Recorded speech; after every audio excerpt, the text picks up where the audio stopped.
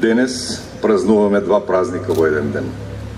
Едниот го празнува цел свет, другиот цела Европа, а и едниот и другиот ги празнува и нашата република, затоа што и нашата земја е дел од Европа и од светот. 9 мај го одбележуваме како ден на победата над фашизмот, но и како ден на Европа. Денес се навршуваат 74 години од настанот кој стави точка на Втората светска војна и 69 години од ставањето камен темелник на денешната Европска унија.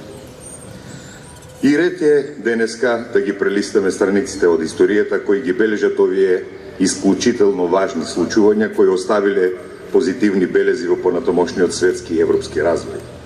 Безусловната капитулација на Третиот рајх е подпишана во разурнатиот Берлин само неколку минути по полнок на 9 мај 1945 година. Во името на Врховната германска команда капитулацијата ја подпишаа фелдмаршалот Вилхелм Кейтел, генерал Ханс Јерген Штумф и адмиралот Ханс Георг фон Фридебург, а од страна на сојузниците договорот го подпишал рускиот маршал Георги Жуков и британскиот генерал Артур Тедер.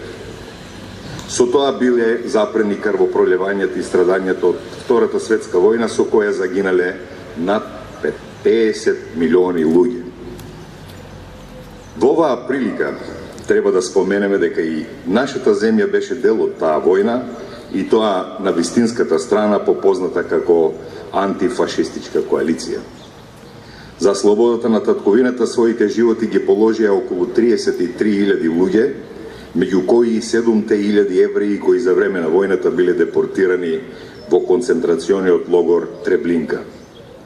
Тоа значи дека земјава рамноправно со сите останати слободолюбиви земји го слави денешниот ден затоа што победата над фашизмот беше победа и на македонските борци, кои сакаа мир, слобода и подобра иднина за сите. Само 5 години од победата над фашизмот на денешен ден во 1950 година Роберт Шуман стана основоположник на идејата за создавање на обединета Европа.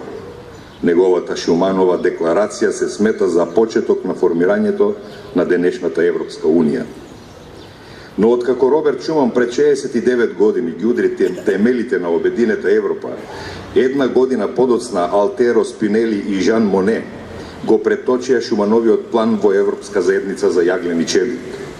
По промоцијата на федеративниот и функционалниот пристап за европско заедништво следуваа низа значајни настани кои доведоа до нијансирање на физиономијата на денешната Европска унија.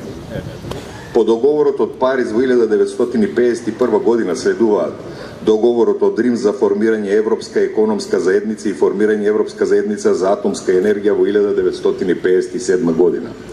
Следува административни дополнувања со договорот од Мастрихт за создавање Европска унија во 1992 година и договорот од Амстердам од 1997 година, со што беше создадена уставната основа на Унијата, поврзувајќи ги државните членки во заедништво на суверени држави.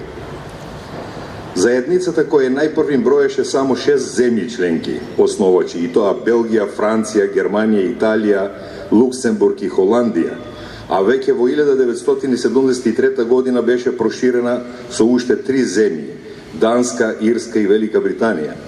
И така од година во година, од скалило на скалило, од проширување до проширување, денес Европската унија брои вкупно 28 земји членки со помалку или повеќе развиени економии, различни култури, традиции, јазични особености и истите подеднакво се вреднуваат и поддржуваат.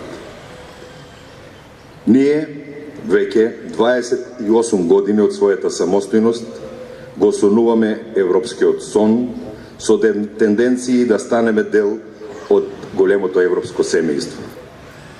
Денес тој сон, како никогаш досега, е на добар пат да стане јаве, а кога тоа ќе стане дел од нашата реалност, ќе имаме причина повеќе да бидеме уште порадосни славејќи го денешниот ден. Нека ни е честит и вековит 9 мај, денот на победата над фашизмот и денот на Европа. Благодарам.